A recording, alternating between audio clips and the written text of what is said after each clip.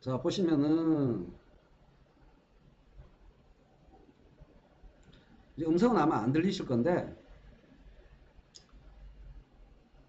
우리 35쪽에서부터 봤던 얘기들이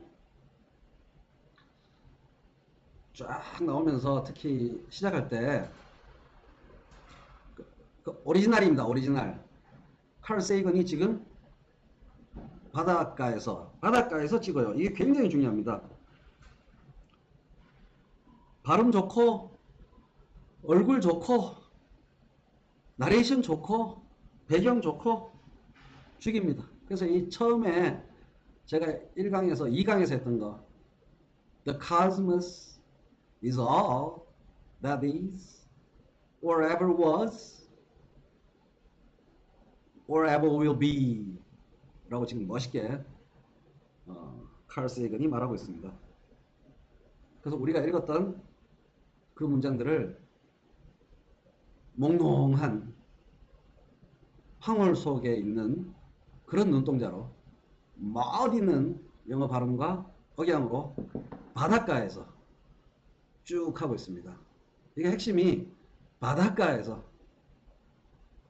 그 여름 바닷가에서, 이 바닷가에서 찍었다. 이게 굉장히 중요한 겁니다.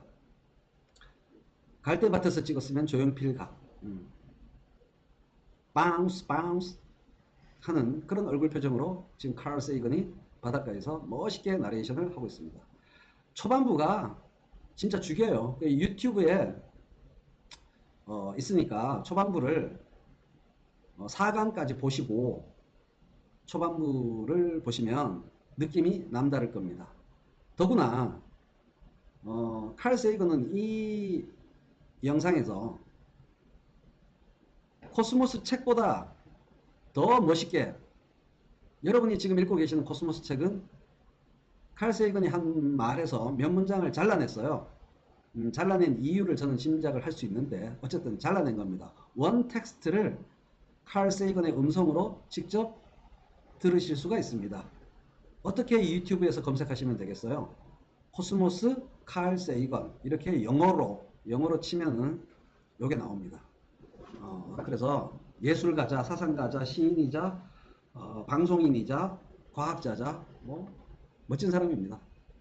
자, 이제 바닷가에서 찍었다. 이게 굉장히 중요한 거라고 말씀을 드렸는데요. 자, 이제 뒤로 좀 사라져 주시고 오늘은 바다 이야기입니다. 바다 이야기. 이것은 너무나 시끄러웠던 그 도박장 이름이잖아. 바다 이야기입니다. 자, 이제 많이들 오셨나요? 뭐 낮 시간이라서 별로 안 오셨군요. 녹화해서 올리면 되니까. 수업 시작! 칼 세이건 코스모스 37쪽이네요. 37쪽의 문단입니다. 코스모스를 거대한 바다라고 생각한다면 지구의 표면이라는 것은 곧 바닷가에 해당한다. 우주라는 바다에 대하여 우리가 알고 있는 것은 대부분 우리가 이 바닷가에 서서, 바닷가란 뭡니까? Earth surface, 지구 표면이죠.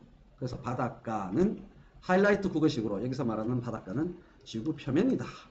그래서 on the earth surface, 지구 표면 위에 서서 스스로 보고 배워서 알아낸 것이다. 이거 중요하죠. 스스로 알아낸 것이다.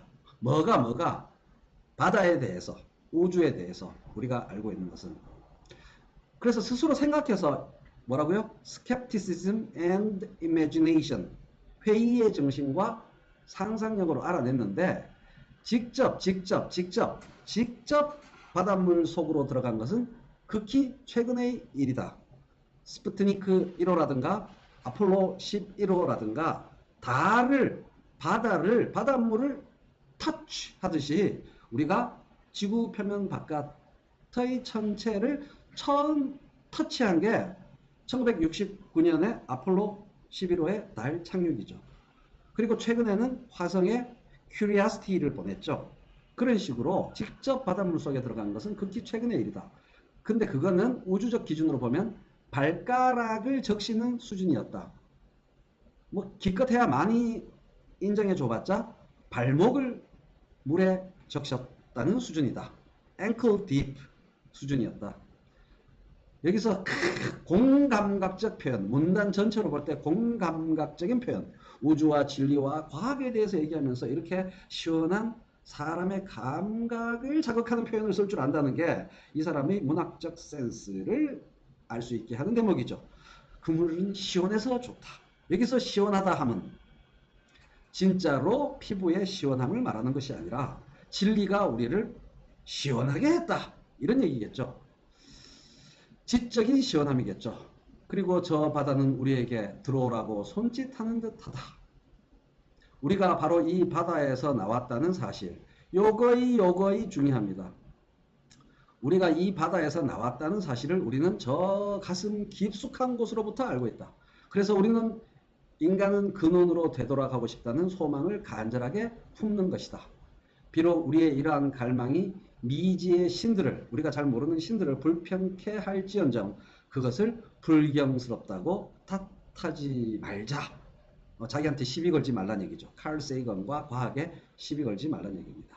자, 이렇게 하나도 어렵지 않은 감상적인 얘기를 함께 읽어 보았습니다. 감동적이죠? 감동적이죠? 비유에 의해서 우주를 바다에 비유하고 지구 표면을 바닷가 shore라고 표현했습니다. S-H-O-R-E shore로 표현했습니다. 그러면서 동시에 우리가 바다에서 왔다라는 두 가지 중의적 의미를 담은 문장을 여러분께 선사했습니다. 두 가지 중의적 의미입니다. 우리가 바다에서 왔다. 그러니까 진화론적으로 생물학적으로다가 바다에서 유기 생명체가 만들어져서 진화를 거듭해서 인간이 되었다라는 뜻과 아주 중요한 또 다른 한 가지 뜻이 숨어 있습니다. 근데 유튜브 방송에서는 오리지널 TV 시리즈에서는 두 가지 의미를 다 말을 했어요. 그런데 책에서는 두 가지 의미를 직접적으로 또렷하게 말하지 않고 나중에 이야기할 요량으로 밀어놨습니다. 그 감춰진 한 가지 또 다른 의미는 무엇일까요? 바다에서 왔다는 뜻은 첫 번째로 인간이 바닷속의 유기 생명체로부터 진화했다. 요거고, 두 번째는 무슨 뜻일까요? 우리가 바다에서 왔다. We are from the ocean. 우리는 바다에서 왔다의 두 번째 의미는 무엇일까요?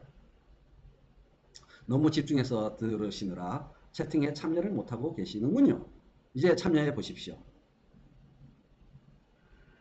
우리가 바다에서 왔다.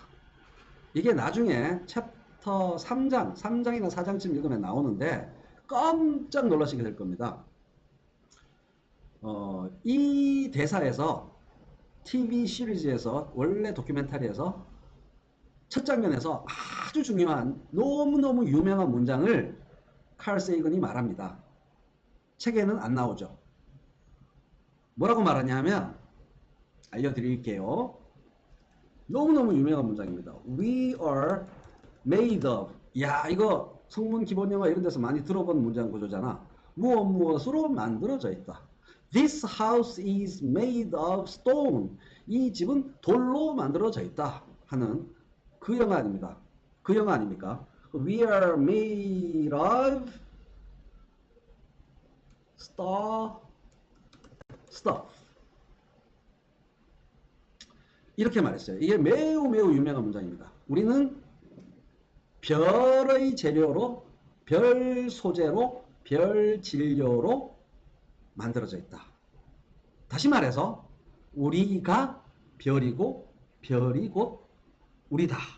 우리는 동일한 물질이다. 이 얘기를 한 거예요. 그래서 우리가 우주에서 왔다.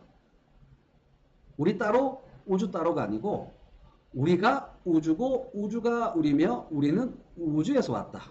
너무 멀리 떨어져 있어서 멀리 떨어져 와서 우리가 우주에서 왔다는 걸 우리가 모른다.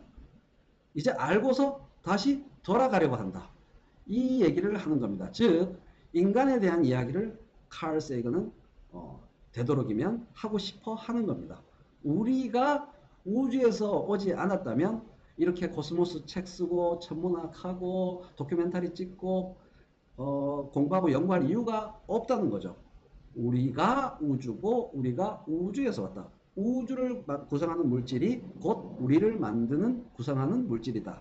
라는 어찌 보면 당연하지만 어찌 보면 놀라운 이야기를 칼 세이건은 아주 중요한 신념으로서 이야기하는 거죠.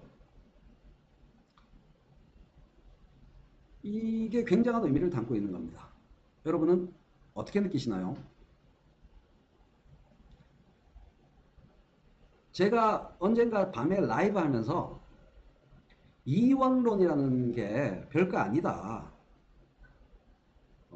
세상의 진리를 자기 혼자 갑자기 번개처럼 깨달은 것처럼 이원론자들이 말을 하지만 사실은 원시시대 때부터 아주 옛날부터 아침에 일어나서 집 밖을 나가보니 참새가 짹짹, 나무는 낙엽이 떨어지고 바람은 불고 고양이는 달려가고 쥐는 도망가고 하는 삼라만상의 다양한 변화. 그래서 그런 고양이가 쥐를 쫓는 장면을 구경하면서 걸어가다가 자기는 돌부리에 걸려 넘어지고 골목 기퉁이를 돌아 나가다가 어제 때려줬던 개똥이를 만나서 개똥이한테 다시 자기가 도망가는 우연적 사건이 생기고 이렇게 매우 변화무쌍한 일들과 사건들을 마주치는 지표면의 세계를 살다가 피곤한 어느 저녁에 밤하늘을 올려다 보니 그곳은 항상 거의 변화 없고 조화롭고 아름다워 보이는 규칙의 세계가 있더라 라고 지가 느낀 것을 어마어마한 논리를 덧붙여서 더 복잡하게 더 크게 스케일을 만들어서 정립한 신념체계가 이원론인 겁니다. 두 개의 세계다. 우주 하늘의 세계는 조화롭고 아름답고 영원하며 절대적인 어떤 세계이며 땅 위의 이 세계는 또 다른 완전히 분리된 세계로서 변화무쌍하고 도대체 예측할 수 없는 복잡 다단한 엉망진창 하우스적인 세계다 라는 관념, 그게 이원론의 심리적 기초, 인식적 기초일 거라는 겁니다. 그런데 칼 세이건의 이 말에 따르면 그러한 이원론이 배척될 여지가 만들어집니다. 자세히 알고 봤더니 저 하늘이 우리와 무관한 하늘이 아니더란 얘기죠. 우주가 우리와 연결되어 있다. 우주가 우리고 우리가 우주다 라는 걸 깨달음으로써 이원론 세계관이 비집고 들어올 틈을 안 주는 철벽 쉴드가 근본 원리가 가능해지는 겁니다. 천문학, 그러니까 우리가 누구이고 우리는 어디에 있는가, who we are, where we are, 이 근본적인 문제에 대하여 우주에 대한 인식을 넓힐수록 제대로 접근한다는 거죠. 우주에 대한 인식이 얕았을 때는, 잘 몰랐을 때는 저 하늘의 세계와 이 땅의 세계는 완전히 다른 것이다. 두 개의 세계가 있다. 그래서 이 땅의 세계는 개 같은 거야. 저 하늘의 세계를 아는 사람이 있어. 철학자든 성인이든 왕이든 무당이든 그 사람들 말을 껍벅 죽고 잘 들어야 돼. 이게 근본적인 이원론적 세계관이 갖고 있는 정치학이에요. 이해되십니까?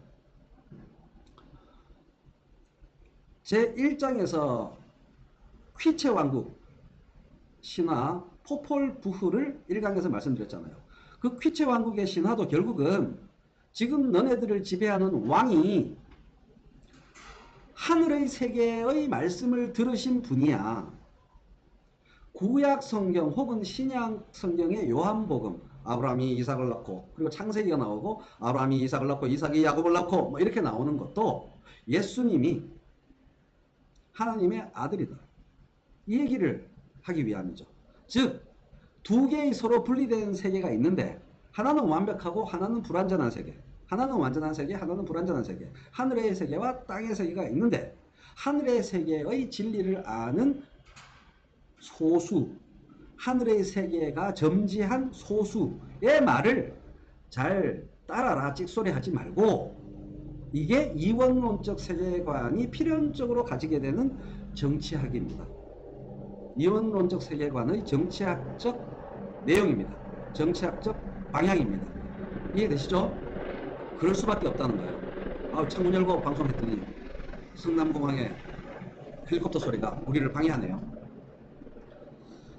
그런데 그런 이원론적 세계관과 이원론적 정치학을 뽀개려면 왕한테 직접 대드는 것도 중요하지만 무대뽀로 자객으로서 화살을 날리는 것도, 칼을 찌르는 것도 중요하지만 근본적인 세계관을 바꾸는 게 중요하다는 거죠. 그런데 칼 세이건은 놀랍게도 이미 그것은 칼 세이건이 아니라 다른 과학자들이 이미 이뤄낸 일인데,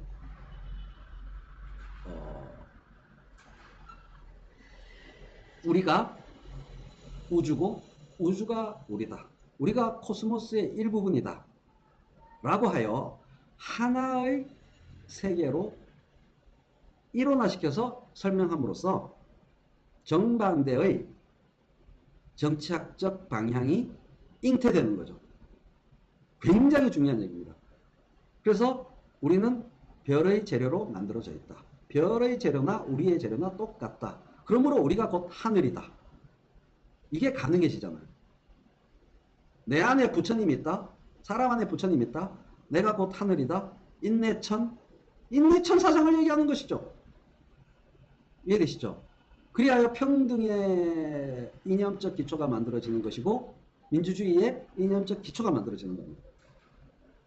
제가 말씀드렸잖아요. 코스모스는 천문학 책임을 빙자하여 정치학 책이다, 철학 책이다, 이렇게 말씀드렸잖아요. 우리를 만든 재료나 별을 만든 재료나 같다라는 말은 무시무시하게 불온한 얘기입니다. 엄청나게 불온한 얘기예요. 기존의 어떤 세계관에 비춰볼 때. 그래서 이 문단의 마지막, 자기가 불온하다는 것을 자기가 잘 알아요. 그래서 비록 우리의 이러한 갈망이 미지의 신들을 불편케 할지언정 그것을 불경스럽다고만 탓하지 말자. 왜? 내가 별의 재료로 만들어졌으니까 내 고향으로 돌아가겠다는데 그것을 불경스럽다고 탓하는 건 너무한 거 아님? 이렇게 말한 거죠. 이렇게 해서 기본적 설명을 끝내지는 않고, 이런 생각을 이론론이라 하더라도, 이론론이면 무조건 그러면은 평등하고 민주주의적인 세계관이냐? 그건 아니에요. 나중에 설명하겠습니다만은 이 기본 구조는 헤겔이라는 철학자의 구조와 비슷해요. 빅뱅, 절대정신, 신, 절대존재가 빅뱅이라는 형식으로 처음에 뿅 혼자 있기 심심하셔서 나를 신이라고 불러줄 존재가 없으면 내가 너무 심심하고 내가 신이 아니기 때문에 내가 신이기 위하여 인간을 만들고, 이 인간의 정신이 처음에는 뭣도 모르고 있다가 점점 똑똑해지고 발전하여 다시 원래의 절대의식, 절대존재, 절대정신 수준으로 고양되어서 다시 돌아온다. 즉, 이 코스모스 책에서 말하는 바처럼 바다라는 자신의 근원과 고향으로 되돌아가는 과정을 거친다라는 기본 구도를 헤겔이라는 철학자가 정신현상학이라는 책에서 펼쳐내는 건데, 그건 잘 몰라도 되는데요.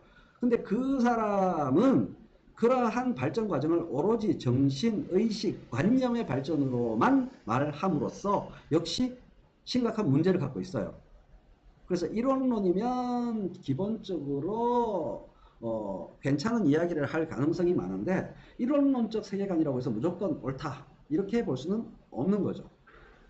어쨌든 세계를 하늘의 세계와 땅의 세계로 완벽히 구분한다라는 이원론적 세계관이 갖고 있는 정치학적 함의에 대해서 여러분들이 오늘 그렇구나라고 느끼셨다면 수업은 확실하게 효과를 달성한 거다 이렇게 말할 수 있겠습니다. 수업 끝.